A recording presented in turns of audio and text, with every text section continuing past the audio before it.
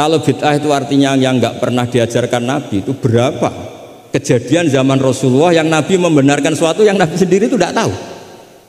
Masyhur itu ada sahabat ketika i'tidal bilang Rabbana lakal hamdu hamdan katsiran thayyiban mubarakan fih. Kita tahu ajaran Nabi adalah Rabbana lakal hamdu mil'us samawati atau mil'as samawati wal ardh.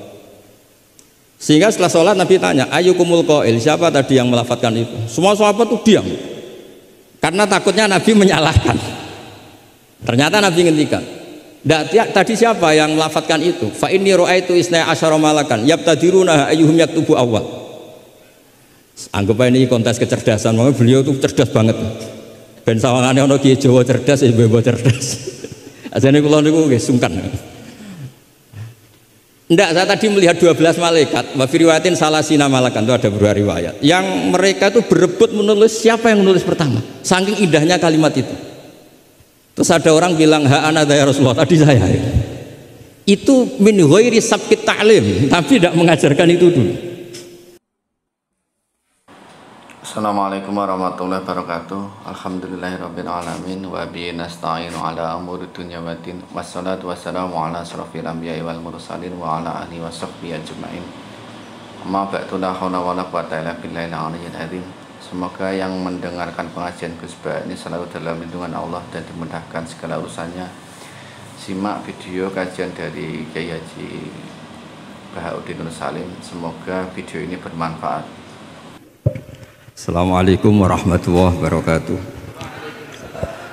Bismillahirrahmanirrahim. Allahumma shalli wa sallim barik ala sayyidina Maulana Muhammadin wa ala alihi washabihi ajmain. Amma ba'du.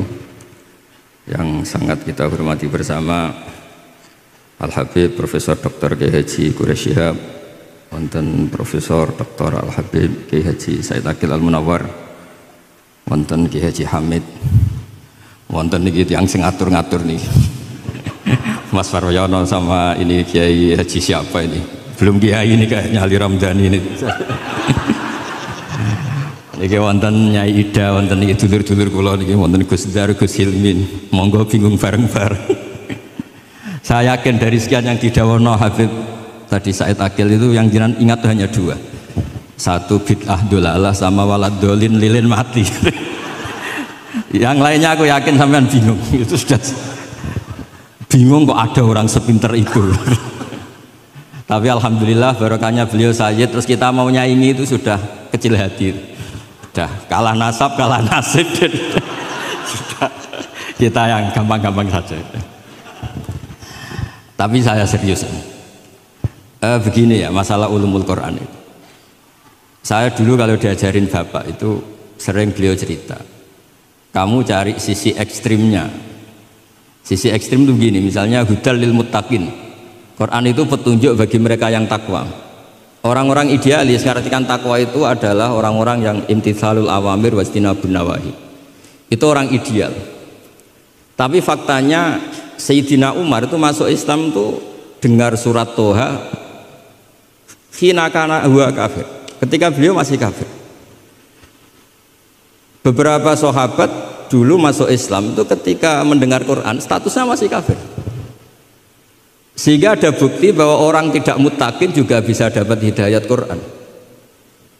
Nah barokahnya kita baca banyak, Quran itu bukan sekedar hudal lil muttaqin tapi juga hudal linnas. Lalu dianalisis, oh jangan-jangan lil muttaqin ini cara balaghah min babil iktifa, lil muttaqin wa ghairihim. Buktinya ada ayat lain yang menyebutkan hudal linnas. Ini itu awal dari disiplin ilmu, sehingga memang tidak bisa kita mengartikan Quran tanpa baca tafsir yang banyak. Kemungkinannya tadi tambah pinter atau tambah bingung tadi. Nah, soal kita tetap tidak bisa itu ya alhamdulillah, memang manusia didesain wa kanal insanu dzaluman jahula. Jadi kalau kita bodoh itu sesuai rencana Tuhan memang itu. Jadi tidak usah disesali, biasa aja. Memang dari dulu juga sudah direncanakan kita ini berstatus wa kanal insanu dzaluman jahula. Itu secara balaghah itu dzaluman banget, dolime, jahulan itu banget bodohnya. Banget dolimnya itu begini, andaikan kita ini orang baik, itu juga nggak mesti baik. Tadi dawuh Pak Quraisy itu saya sering memberi analogi. Saya ini kata orang banyak itu ketok. Kalau diundang di kampung musola penceng itu kalau datang kata orang-orang itu tawaduk. Tapi kata kiai setempat itu mangan jatah kiai cilik Gus ini. Jadi yang satu bilang tawaduk Gus Dara, yang satu bilang cek mentalan Gus jatahku mbok jupuk gitu. Sehingga saya sering cerita ada acara manakiban. Biasanya kalau kiainya itu tuh Pak Said dapat ayam paling besar kalau kiainya. Kalau yang lainnya itu ya suwiran itu. Barokahnya saya tidak datang, yang dipakai itu kiai-kiai yang kira-kira mabadik fikih. Saya ini kan dianggap kiai kolyubi. Itu maturnunya sama saya itu maturun Gus Jiran gak teko. Aduh aku untuk suwiran gitu. Karena sekali saya yang datang itu ya kira-kira bintangnya saya. Jadi kadang-kadang antara tawaduk dan ngambil jatah itu gak jelas. Nah ini pentingnya ngaji ijtihad. Makanya di sahabat kitab muwafaqat. Ijtihad itu satu logika yang gak konsisten. Sebab itu Rasulullah SAW itu kalau ngendikan apa saja itu ya juga dianalisis oleh sahabat. Misalnya begini, ya ummul qauma aqra'uhum li kitabillah. Tentu imam itu yang terbaik. Tapi di beberapa kejadian akabirus sahabah itu pernah makmum sama Salim Maula Hudzaifah. Itu orang yang kelas nasabnya, marganya itu jauh di bawah Abu Bakar Umar, tapi beliau makmum sama Salim Maula Hudzaifah. Bahkan beberapa riwayat yang Nabi ngendikan cara shorihan itu sama sahabat masih dinego karena ada ranah ijtihad. Misalnya Nabi ngendikan la tusalliyanna asra ila fi bani Quraidah. Ternyata mendekati Bani Quraidah kadati syamsu antahruba, matahari hampir terbenam. Sebagian sahabat berpikir kita harus sholat di sini karena matahari mau terbenam. Sebagian yang lain enggak, Nabi bilang jangan asar kecuali di Bani Quraidah. Separuh sholat asar, separuh enggak. Falam yu'annif ahadan minhum. Nabi enggak menyalahkan salah satu karena ini masalah apa? Ijtihad. Jadi ini matur juga Gus Samit, saya tadi dari rumah bilang sama keluarga saya datang tapi mau pamit. Ini saya sudah mau jadi resi, mau uzlah. Karena ya itu tadi, kalau saya ngisi terus itu apa tawadu, apa nutup jatahnya orang lain itu juga gak jelas. Nanti hisabnya itu apa ya, gak jelas. Bapak itu sering ngajari gitu. Pak itu kiai sepuh jadi imam masjid istiqomah sekali sampai tua. Itu istiqomah apa mau digenti kan? Itu istiqomah atau nggak mau regenerasi. Jadi orang itu biar mikir. Saya beri contoh sekian pentingnya ijtihad.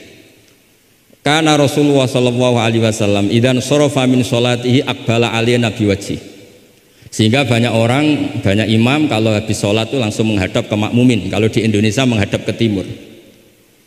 Tapi di beberapa tabwibnya Imam Bukhari atau Tarjamatul Bukhari, beliau menyebut itu lil mau'idah. Buktinya setelah itu Nabi ngendikan aro'aitakum lailatakum hadhi. Kamu mimpi apa? Coba terangkan ke saya. Sehingga terus ada yang meraktekkan boleh menghadap ke makmumin kalau li ta'lim atau lil mau'idah. Tapi banyak juga ulama yang menganalisis itu bentuk maklumat anna sholata inqadat, bahwa sholat itu selesai. Takutnya Nabi kalau tetap menghadap ke barat sesuai bentuk duduk tawarruk atau tahiyat akhir, atau itu nanti dikira Nabi fi sholat. Sehingga orang yang datang kemudian Allahu Akbar makmum sama Nabi itu bahaya betul dalam bab sholat. Karena robtus sholat biman laisa fi sholatin. Berarti makmum tadi menggantungkan sholatnya dengan orang yang sudah tidak sholat. Sehingga dibutuhkan sikap memaklumatkan kalau sholat itu inqadat. Dengan cara apa? Boleh menghadap ke timur, boleh menghadap ke utara kalau dalam konteks Indonesia. Kalau kata Imam Syafi'i, ja'alul makmumin janibal yamin, berarti orangnya menghadap ke utara kalau. Nah, analisis seperti ini penting karena Nabi memang nggak konsisten. Kadang akbala aliyah nabi wajih, kadang istighfaro salasan suman sorofa, kadang apa. Sehingga barokahnya ilmu itu akan luar biasa. Tadi juga disebutkan menyangkut bid'ah. Kalau sampai belajar ulumul hadis, Said Muhammad menulis dalam kitab Babul Farad, kalau bid'ah itu artinya yang nggak pernah diajarkan Nabi, itu berapa kejadian zaman Rasulullah yang Nabi membenarkan sesuatu yang Nabi sendiri itu tidak tahu. Masyhur itu ada sahabat ketika i'tidal bilang Rabbana lakal hamdu hamdan katsiran thayyiban mubarakan fih. Kita tahu ajaran Nabi adalah Rabbana lakal hamdu mil samawati atau mil as-samawati wal ardh. Sehingga setelah sholat Nabi tanya, ayyukumul qail, siapa tadi yang melafadzkan itu? Semua sahabat itu diam karena takutnya Nabi menyalahkan. Ternyata Nabi ngendikan Tadi siapa yang melafatkan itu? Fa inni ra'aitu isna asyara malakan yabtadiruna ayyuhum yaktubu awal. Anggap ini kontes kecerdasan, makanya beliau tuh cerdas banget. Ben sawangane ana kiye Jawa cerdas, ibu cerdas. Ajane kula niku nggih sungkan. Ndak, saya tadi melihat 12 malaikat, wa fi riwayatin salasina malakan, itu ada beberapa riwayat. Yang mereka itu berebut menulis siapa yang menulis pertama. Saking indahnya kalimat itu. Terus ada orang bilang, ha ana ya Rasulullah, tadi saya. Itu min ghairi sabqit ta'lim, tapi tidak mengajarkan itu dulu. Terus Said Muhammad melihat lagi peristiwa Bilal. Ya Bilal, kamu itu punya ngalaman apa sih sampai saya mendengar dafana alaika fil jannah. Saya melihat Qur'ana alaika fil jannah. Ketukan sandal kamu di surga. Bilal cerita, saya tidak pernah wudhu gini-gini kecuali saya sholat dengan wudhu itu. Dan banyak lagi amal-amal sahabat yang min ghairi sabqit ta'lim kemudian di-ACC oleh Nabi. Andai kan bid'ah itu yang belum diajarkan Nabi, tentu semua itu salah. Kowe sing marahi sapa? Ora tak warai kok kreasi dhewe. Fa antal musyarri'. Ndak, Nabi ternyata mengiyakan. Yang ketiga yaitu peristiwa kulhu. Ada imam di Masjid Kuba, kila fi syariatin ya. Nabi arsala syariatan itu selalu kalau imam itu baca kulhu sampai makmumnya itu jenuh karena main kulhu terus. Singkat cerita si imam ini dilaporkan, ya Rasulullah, imam yang kau tugaskan ke kita ini main kulhu terus. Itu gimana ya Rasulullah? Tapi Nabi karena bijak panggil orang itu, dipanggil. Kenapa kamu sering baca kulhu? Li anna suratal ikhlas sifatur rahman fa ana uhibbuha. Itu surat yang benar-benar hanya nerangkan Allah sehingga saya suka. Kalau surat lainnya itu kan surat proposal. Misalnya Anda bilang ujibu dakwata dai terus dongo. Banyak sifatnya Allah yang kamu suka itu karena terkait Anda. Kalau ini enggak ada yang terkait kita, murni tentang Allah sehingga saya suka. Makanya disebut suratul ikhlas. Kalau Anda baca Ar-Rahman mesti terus hanya irhamna. Anda baca Ghafur terus ighfir lana. Jadi kepentingan Anda langsung diungkapkan. Apalagi yang Al-Mujib. Wah, langsung kemana-mana hajatnya disampaikan semua. Kamu yang punya utang, Allah yang kamu libatkan gitu. Ya kan? Kamu yang ingin wayah, Allah kamu libatkan. Ya Allah, masih disuruh gak konangan, itu kan gak ikut Allah, gak ikut utang, kamu libatkan suruh nyaur gitu kan. Tapi kalau surat ikhlas tidak ada itu semua. Tidak ada mujib, tidak ada rahman, tidak ada, pokoknya tentang Allah saja. Maka saya suka. Sehingga disebut surat ikhlas, karena orang baca surat ikhlas itu pasti ikhlas karena ada terkait tentang kita. Tapi apa kata Nabi? Barusan Jibril datang memberitahu Allah itu suka kamu. Akhbirhu annallaha yuhibbu. Orang itu senangnya bukan main. Nah barokahnya ngaji seperti ini. Kalau Anda melihat imam main kulhu saja, orang alim alama itu pasti baca hadis tadi. Tapi Imam Ahmad tuh gak suka ada orang sering baca kulhu. Ini cerita istihad, gak suka. Beliau dikasih tahu ini kampung ini sering baca Yasin, kampung ini sering baca kulhu. Marah besar Imam Ahmad. Ayuh jarul Quran, ayuh jaru ghairu suratil ikhlas, ayuh jaru ghairu surati Yasin. Memangnya Quran hanya kulhu. Kamu ridho kalau Quran lainnya gak dibaca? Kamu ridho kalau surat lainnya gak populer, yang populer Yasin terus? Lam yakun se'unnal Quran mahjura. Gak boleh Quran jadi mahjur, harus dibaca semua. Ya tapi kan kaidah kita ada saja ulama yang mengatakan malaidroku kullu, laidroku kullu. Kalau tidak bisa semua ya kulhu. Nah, ya istilah-istilah ini yang bikin kita ini ya seneng ya kadang mangkel gitu, karena ya mangkelnya itu kok mereka yang ulama tidak kita itu. Ya kadang-kadang mangkel itu. Ya mangkel seneng gitu. Saya itu pengagum kitab usul karena mbah saya itu al-usul. Yang saya seneng ya tadi logika yang dibangun. Tapi saya pastikan al-usuli ini diantara kaidah terakhirnya itu at-takmil idza ada lil asli bil ibtal lam yu'tabar. Jadi at-takmil idza ada lil asli bil ibtal lam yu'tabar. Sehingga kiai-kiai Jawa itu kalau misalnya negur orang sepuh, saya sering diceritani kiai-kiai kampung itu ada orang sujud tuh gini, Beb. Setelah ditegur, "Mbah kalau gini lebih sah." Enggak membenari peci malah paginya enggak sholat lagi. Jadi makanya kiai Jawa itu malas negur karena jadinya enggak dibenahin, jadinya enggak sholat. Jadi itu masuk kaidah at-takmil idza ada lil asli bil ibtal lam yu'tabar. Jadi kalau dipaksakan ideal itu malah al-aslunya hilang. Makanya kitab ini yang saya baca, kitabnya Imam Syatibi. Asy-Syatibi itu ada dua, ada Asy-Syatibi al-Usuli, Ada Asy-Syatibi yang Al-Muqri, yaitu yang ngarang Khirzul Amani itu ya. Nah itu ini nanti saya baca beberapa kaidah dalam ulumul Quran. Jadi ijtihad itu tidak bisa tidak benturan. Saya sering cerita di mana-mana. Dulu Imam Syafi'i itu pengagum kemiskinan, karena kalau orang miskin itu tidak ada hisabnya. Oh senangnya bukan main dengan miskin, selain faktanya miskin, senang tapi dengan orang miskin, karena ada hisabnya. Setelah ngaji sama Imam Malik, beliau tanya, siapa orang yang selevel jenengan ya Malik? Ya dulu ada Imam Abu Hanifah, sekarang sudah wafat, tapi ada muridnya, namanya Muhammad bin Hasan Asy-Syaibani. Setelah beliau datang, Muhammad bin Hasan Asy-Syaibani itu kalau ngitung emas itu di meja tamu, ngitung uangnya di meja tamu, banyak. Imam Syafi'i itu ngelus dodo, orang sealim ini kok kedonyan ya. Tapi kata Muhammad Hasan Asy-Syaibani, kalau kamu orang soleh gak boleh punya uang, gak boleh kaya, ini tak kasihkan sama lonte, sama koruptor, sama tukang dugem, tukang tukang judi. Jangan kalau dipakai orang fasik nanti gak karu-karuan, jenengan saja. Baru sadar, iya ya. Kalau yang orang soleh kere semua, yang fasik kaya, berarti ada syauqatu dzalim ala soleh. Ada syauqatu dzalim. Kayak apa bahayanya? Ada saltonatul fasik ala soleh. Semenjak itu Imam Syafi'i itu tuh sampai fatwa berlebihan. Orang Islam yang bisa kaya kok miskin haram. Kuat beli Alphard kok beli carry tua haram, terus berlebihan. Kalau Gus Ilmi kuat jabat kok enggak haram. Pokoknya terus ekstrim. Sampai al-Islam ya wala yulale. Terus kata kiai-kiai Jawa yang alhamdulillah banyak yang miskin juga, komentarnya lucu, wes ngerti mbah, cuma ora kelar. Artinya punya selera kaya itu kita sudah punya, jangan haramkan, semuanya tahu kok, cuma nggak mampu, jadi udah salah no. Tapi barokahnya itu Imam Syafi'i menjadi tahu bahwa bukan sekedar ahyini miskinan wa amitni miskinan, tapi Nabi juga pernah ngendikan nikmal malu soleh lil maris soleh. Bahkan Imam Syarani ngendikan, kamu murid-murid saya harus jadi orang kaya.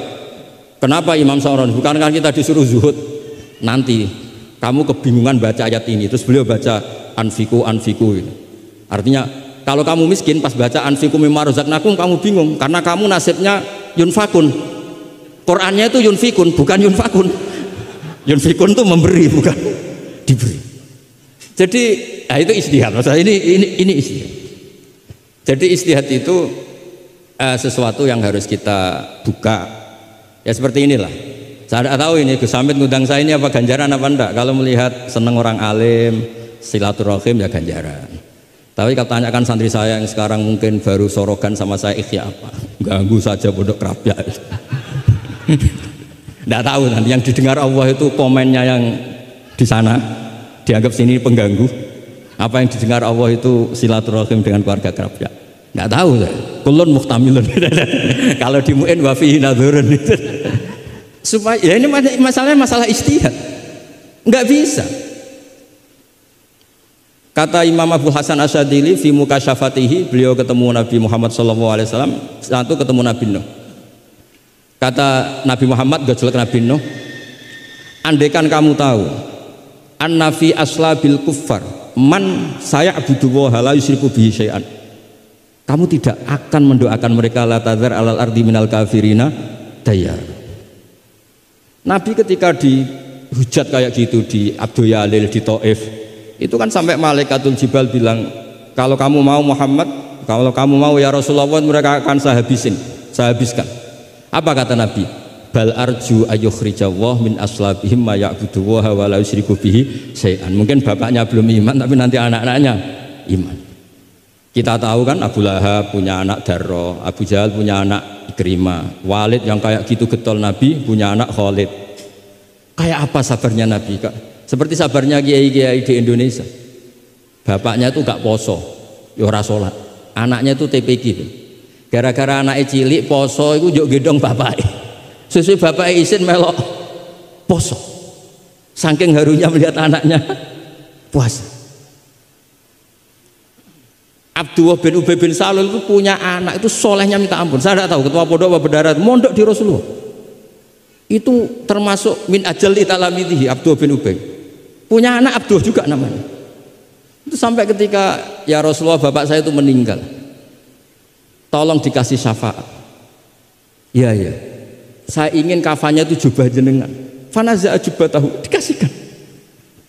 Tidak sekedar itu, tolong ludahi ya Rasulullah biar bisa diludahi. Sampai Umar itu ya Rasulullah apa engkau tidak ingat Abdul bin Ubay ngomong gini, nggak pernah ada. Ya nanti saya mintakan maaf ya Umar. Tapi kata Allah intastaghfir lahum sab'ina marrah falaya wa sa'azituhu ala sab'in. Kalau 70 nggak bisa nanti saya tambah. Itu karena ngergani anaknya. Kata banyak ulama mengatakan aslama bi ra'fati Rasulillah wa bi ahwali Rasulillah itu alfun min ahli baiti kaum. Jadi gara-gara sikapnya Nabi yang simpatik, orang kampung yang gengnya Abdul bin Ubay itu menjadi Islam semua. Wong kok apike gitu, orang kok sebaik itu Rasul. Haru. Artinya gini, ada bukti bahwa anaknya orang nggak karu-karuan itu ya bisa mondok. Bapaknya tidak bisa baca Quran, anaknya hafid, pasti wisuda itu nangis. Nangisnya karena saya itu baca Quran aja tidak bisa kok anak saya hafid. Nah, roja ini loh yang menjadikan kita semangat, tetap nggak frustasi nyai di Indonesia. Karena Nabi ketika melihat kafir harbi saja, Nabi tetap menghentikan bal arju. Saya berharap ayukhrijawah min aslabihim ma ya'buduwaha wa la yusyriku bihi syai'an. Nah ini sekaligus supaya saya di sini ada gunanya. Andai kan undangan ini salah juga sebagai kafaroh, besamit kafaroh semuanya. Saya baca muwafaqat karena saya pernah virtual sama beliau nerangkan usul fikih. Saya juga bingung kayak dua orang yang ngatur saya ini. Tapi saya senang sama usul fikih. Saya baca semoga ini barokah sekaligus saya minta ijazah sama Habib Said Aqil Al-Munawwar. Di antara cara ulama mensifati Rasulullah Shallallahu Alaihi Wasallam itu di antara cara madh Rasulullah itu begini. Ba'asahu seterusnya terus bimillatin hanifiyatin. Terus beliau ngendikan tahdil kafah fahiman wa ghubiyah. Jadi agama ini tahdil kafah fahiman wa ghubiyah. Wa tarfuku bijami'il mukallafin muti'an wa asiyah. Itu ketika saya tarik muti'an wa asiyah itu gimana? Bagaimana millah? Hadil millah ini bisa tarfuku bijami'il mukallafin muti'an wa asiyah. Nabi kayak apa? Cerita orang baik yang ideal, yang melakukan imtitsalul awamir wastinabun nawahi. Tapi Nabi juga ngendikan syafaati li ahlil kabair min ummati. Kayak apa Quran mengajarkan kita kebaikan yang ideal? Wa ibadur rahmanil ladzina yamshuna 'alal ardi hauna wa idza khatabahumul jahiluna qalu salama wal ladzina yabituna li rabbihim sujada wa qiyama wal ladzina itu ideal. Ada lagi yang ideal disebutkan muhsinin itu apa? Alladzina yunfikuna fis sarra'i wad dharra'i wal kadhimina al ghaidha wal 'afina 'anil nas terusnya. Tapi Allah juga ngendikan qul ya ibadiyalladzina asrafu 'ala anfusihim la taqnatu mir rahmatillah. Mereka yang asrofu Allah masih manggilnya ya ibadihi hamba-hambaku, kamu kesini anibu ila rabbikum aslimulah. Kayak apa? Hadhil millah tarfuku bijamil mukallafin muti'an wa asiyah. Sehingga Nabi ngertikan mangqala la ilaha illallah jannah wa in zana wa in sarqa wa in zana wa in sarqa. Itu kebetulan yang tanya itu Abu Dzar. Abu Dzar itu orang yang fikihnya itu ekstrim. Malah yang didhawuhi Nabi wa in zana wa in sarqa sampai tanya lagi. Ya Rasulullah tenane. Kebetulan Nabi pas itu bangun tidur. Iya, wa in zana wa in sarqa sampai 3 kali. Saking Nabi itu karena beliau bantah terus sampai Nabi ngendikan ala rohmi anfi Abi Dzar.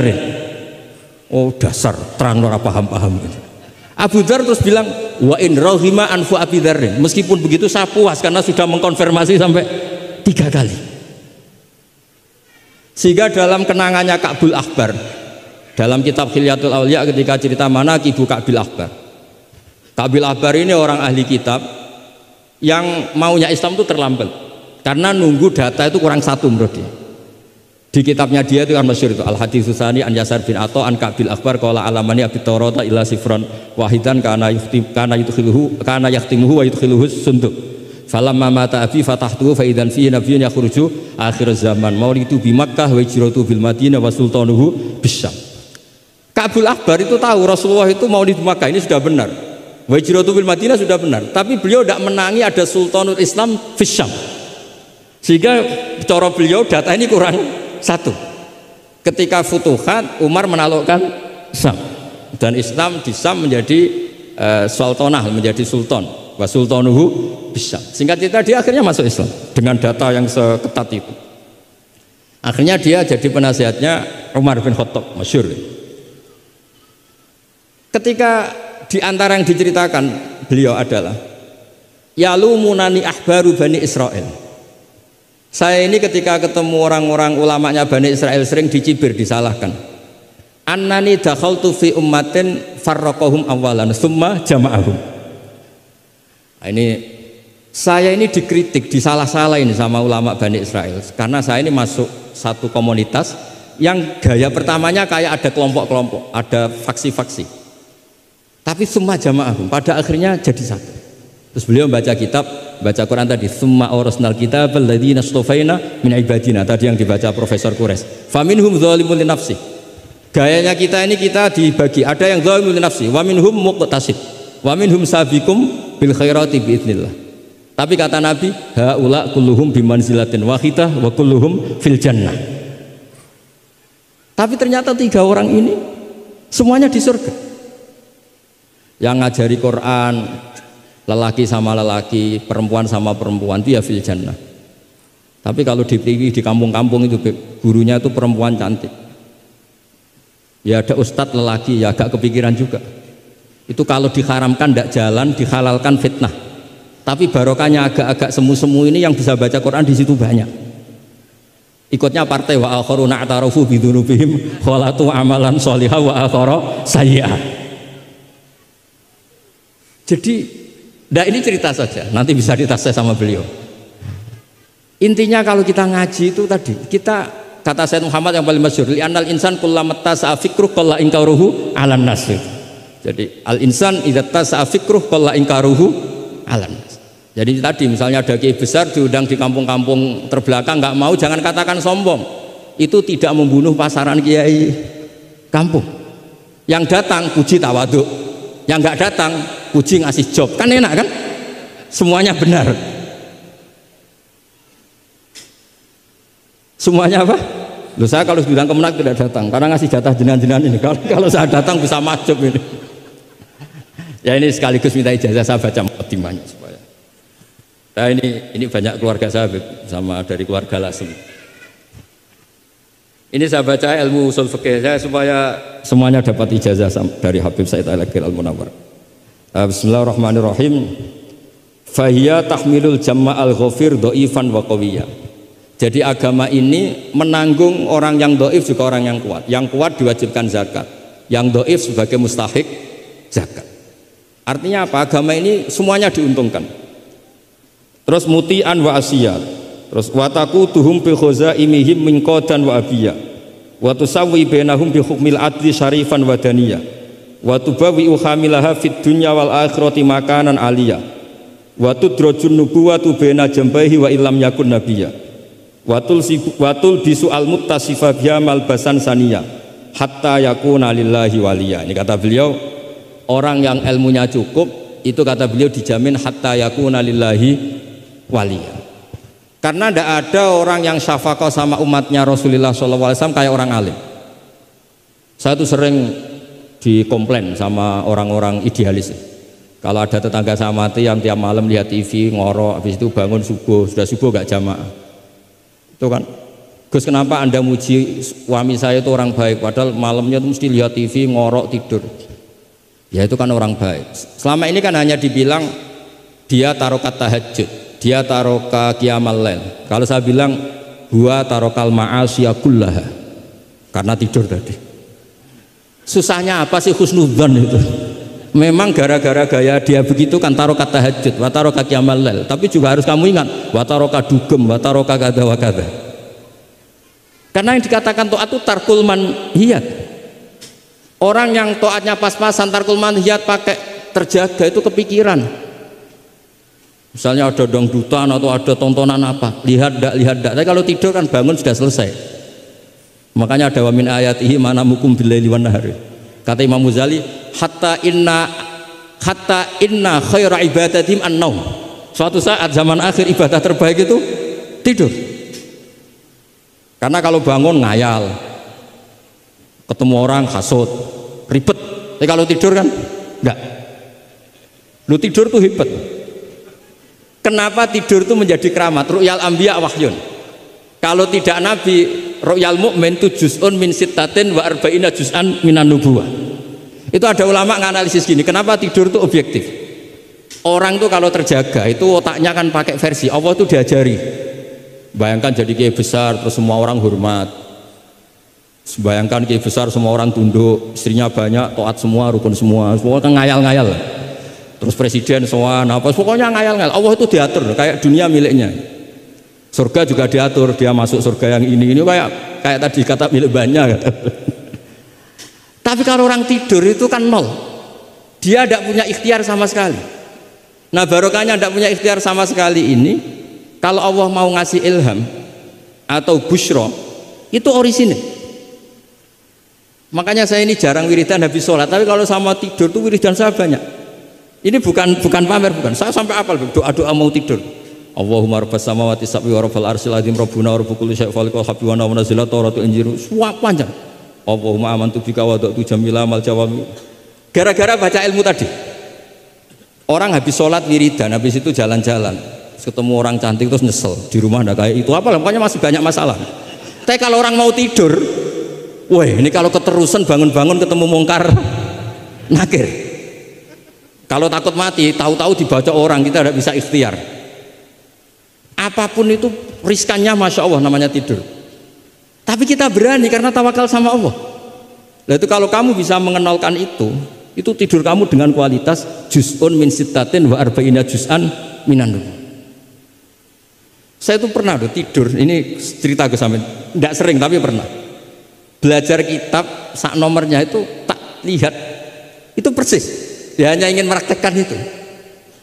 Ya karena tadi, kalau betul ru'yal mukmin itu juz'un min sittatin wa arba'ina juz'an minan nubuwah. Makanya ada anni arafil manami anni asbahu. Makanya ketika Said Muhammad cerita, kalau ada kritikus tentang kitab Madaih, karena kadang pakai cerita ru'yal kafir, itu kata Said Muhammad, di era sebelum Rasulullah SAW itu semua ru'ya itu orisinil. Ketika Fir'aun mimpi bahwa ada an-naron akhraqat baitahu, terus ditakwil anna waladan min auladi bani Israel ahlaka mulkahu. Akhirnya nyata apa enggak? Nyata kan? Padahal itu ru'yal kafir. Fir'aun mimpi ada nar sing akhraqat baitahu, terus ditakwil ada waladan min bani Israel ahlaka napa? Mulkahu. Nyata padahal itu ru'yal kafir. Zaman Azizu Misro mimpi ini aros apa bakaratin siman, itu juga nyata padahal ru'yal kafir. Sehingga di Dalailun Nubuwah Imam Bukhari sendiri memasukkan komentarnya Heraklius. Di kitab-kitab Madaih juga memasukkan komentarnya Nasturo, Bukhairo memasukkan. Nah, lagi-lagi ini pentingnya ngaji. Tapi kalau Anda tidak ngaji, wah ini omongannya orang kafir, Mas layu tamatu qaulu gini-gini. Lagi-lagi ini barokahnya ngaji. Jadi barokahnya ngaji kita tahu mana duduk perkaranya, mana yang harus musaddaq, mana yang harus mukadzab. Jika kita ngaji disebut al-jarh wa ta'dil. Nah, saya mohon semohon-mohonnya lah bahwa Quran ini kita bawa dengan semua perangkat ilmu. Terakhir saya cerita ilmu balaghah. Ilmu balaghah juga penting.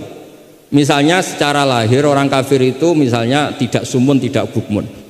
Tapi barokahnya la yasmaul haqqa disebut bukmun misalnya. La yatakallamu bil haqq, la yasma'u. Akan itu kan ada sumum, bukmun, umyun. Sumun berarti apa? La yasma'ul haq, bukmun la yatakallamu bil haq, umyun berarti la yubsirul haq. Sehingga nanti kalau ada ayat wa ja'ala minhumul qiradata wal khanazira wa abadat taghut, andekan tidak ada fakta ada kaum tertentu yang dijadikan khonazir, kita masih bisa pakai tasbih. Tasbih balik adalah yang ada tuh tasbih dibuang. Kalau orang dermawan level 6 mungkin orang bilang masih zaidun kal bahr. Tapi kalau levelnya 9-10 orang akan bilang Zaidun Bakhrun. Kalau ganteng masih pas-pasan Zaidun Kal Badri. Tapi kalau sudah kayak Rasulullah anta Samsun anta Badri. Nah pentingnya ilmu itu adalah ketika ada ayat yang dohirnya misalnya ada tadi wa ja'ala minhumul qiradata wal khanazira abadat taghut. Ternyata misalnya kalau itu fakta ya sudah selesai kan, berarti itu hakikat. Tapi itu misalnya tidak fakta, kita masih bisa mentakwil dengan qulubuhum atau apalah mentalnya, mislul khonazir, mislal kirot. Tapi kalau kita tidak ngaji balaghah, semua lafaz kita anggap apa? Tekstualis, dan kita anggap hakikat, berarti terus nganggap pernah ada periode yang orang itu dijadikan seperti itu.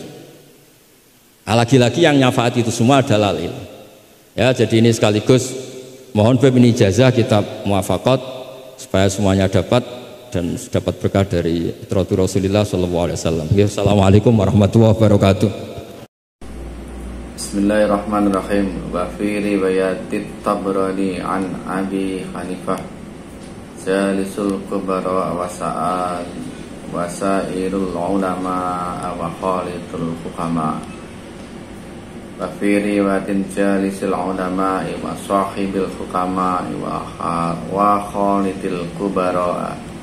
Dan di dalam hadis riwayat Imam Tabrani dari Abu Hanifah, pergaulilah pembesar-pembesar dan bertanyalah kepada ulama dan pergaulilah para hukama. Dan di dalam satu riwayat, duduklah bersama ulama, pergaulilah para hukama dan campurilah para pembesar ulama. Semoga video tadi bermanfaat. Wabillahi taufiq wal hidayah. Wassalamualaikum warahmatullahi wabarakatuh.